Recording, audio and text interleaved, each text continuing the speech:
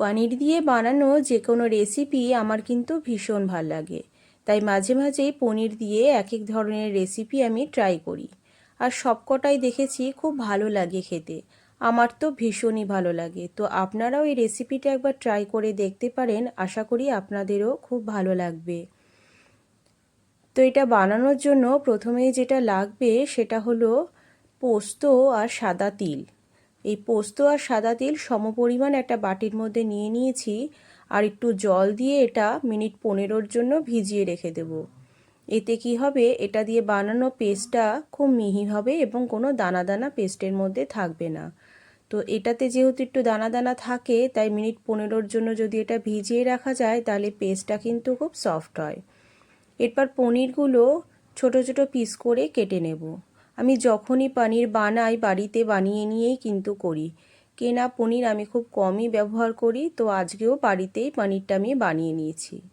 সেটাকে এভাবে ছোট ছোট কিউব আকারে কেটে নেব।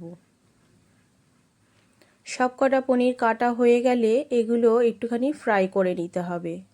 একদম ডিপ ফ্রাই কিন্তু করব না, হালকা সাদা সাদাই যেমন থাকে তেমনই করে নিতে হবে। তারও আগে একটা পেস্ট বানিয়ে নেব। তার জন্য লাগবে কাজু, কিশমিশ, পরিমাণ মতো আদা আর 2টো কাঁচা লঙ্কা। পোস্ত আর তিলটা জল ঝরিয়ে এটার মধ্যে দিয়ে দেব এবং ফ্রেশ জল অ্যাড করে একদম মিহি একটা পেস্ট আমি বানিয়ে নেব। পেস্টটার মধ্যে মাঝে মাঝে জল অ্যাড করে যদি পেস্টটা বানানো যায় তাহলে এটা কিন্তু একদম মিহি হয়ে যাবে, একটুও দানা দানা যেন না থাকে। দেখাই যাচ্ছে পেস্টের মধ্যে কিন্তু একটুও কোনো দানা নেই। এরপর কড়াইতে নিয়ে নেব পরিমাণ মতো তেল, তাতে দিয়ে দেব সামান্য পরিমাণ নুন। কড়াইয়ের মধ্যে এভাবে নুন দিয়ে যে কোনো ফ্রাই করলে কড়াইতে কিন্তু সেই জিনিসটা লেগে যায় না। পুরো রান্নাটাই করব লো হিটে। প্রথমে পনিরগুলোকে এভাবে ভেজে নেব। পনিরগুলো যেন হালকা ফ্রাই হয়, সাদা সাদাই থাকে, একদম লাল যেন কোনোভাবেই না হয়, তাহলে কি হবে, রেসিপিটা দেখতে ভালো লাগবে না, এর থেকে বেশি কিছুই হবে না। তো পনিরগুলো হালকা ফ্রাই করে তুলে নেব। এরপর দিয়ে দেব এর মধ্যে ফোড়ন।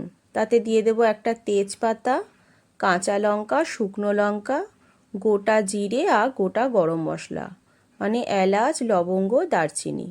একটু নাড়াচাড়া করে এর মধ্যে যে পেস্টটা বানিয়েছি সেটা অ্যাড করব। এবং সঙ্গে সঙ্গে কিন্তু একটু জলও অ্যাড করতে হবে, না হলে কিন্তু এটার তলা লেগে যেতে পারে। আর পুরো রান্নাটাই কিন্তু আবারও বলছি লো হিটে করতে হবে, হাই হিটে করলে রান্নাটা কিন্তু একদমই পুড়ে যাবে। এর মধ্যে যেহেতু পোস্ত আছে তাই মাঝে মাঝে একটু জল অ্যাড করতে হবে, কেননা পোস্ত কিন্তু খুব লেগে যায় কড়াইতে, আর নাড়তেও হবে কিন্তু বারবার।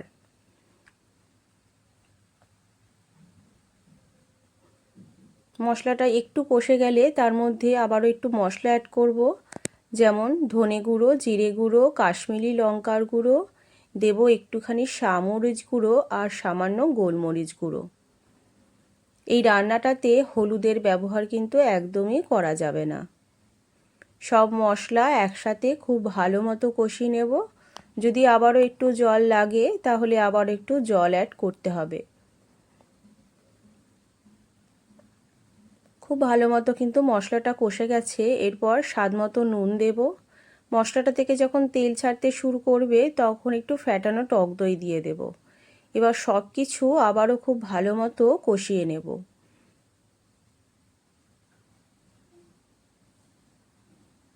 পুরো রান্নাটা যখন একদম কষে যাবে তখন এর মধ্যে আমি কিছু মটরশুঁটি অ্যাড করব।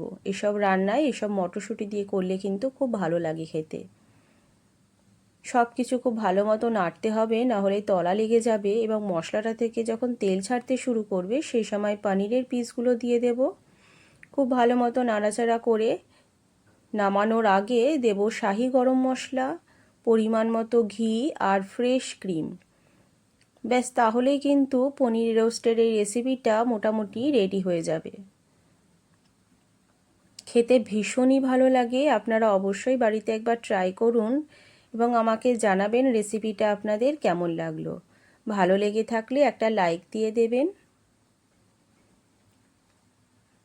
এবং এই রেসিপিটা কিন্তু অবশ্যই খেতে হবে লুচি, পরোটা অথবা লুচির সাথে। খেতে কিন্তু ভীষণই ভালো লাগে।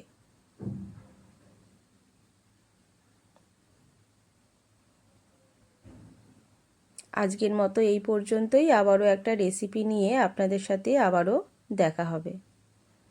এই রেসিপিটা আমি নিয়েছিলাম মেথি পরোটার সাথে। খেতে কিন্তু সত্যিই খুব ভালো লাগছিল।